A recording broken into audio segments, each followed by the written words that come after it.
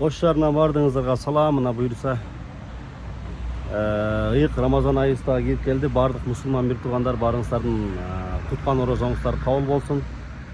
Дуа кылып аткан, озачарда дуа кылып аткан дуаңыздар кабыл болсун дейли.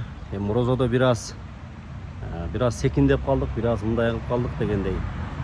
Бир аз орозодо жакшы сүйлөшүп, жакшы амандашып турайлы. Анан бирок ошого карабастан мага жеке келген каттардан башка бир блогерлер тартып атат да, мына Ош шаары кышында ушундай болуп, элди кыйнап атат, анан мындай болуп атат, анан жолдор жабылып атат деп элечи. Анан эмне мен айтайын дегеним, анан эмне кылыш керек эле дейм да. Мен кыш эмес да, азыр мына жаз келди буюрса.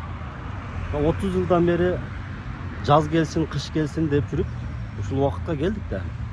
Туурабы? Кышында дегенибиз эми мурдагы мэрдин убагында кышында болуп калды, ошого туура келип калды. Анан келип ошол бойдон коюп коюшту эле, болбойт эле да. Ошондуктан мен ойлойм, кышбы жазбы моментальный ишти баштаган Ош мэрине Жеңишбек Токторбаевга ыраазычылык. Ошондой чечкиндиккен кыш дебей, жаз дебей, жазды күтпөй, жайды күтпөй, күздү күтпөй ордунан чечимди кабыл алып, ордунан кылды. Бардакачыланып, итак эле бардакачыланып жатат эле да.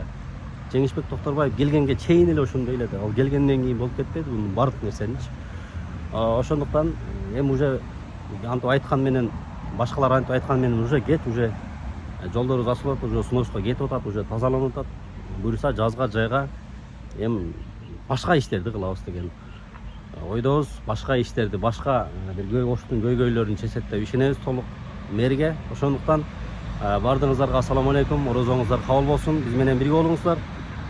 Оор келбесе каналга катталып, видеолорго лайктан басып коюңуздар.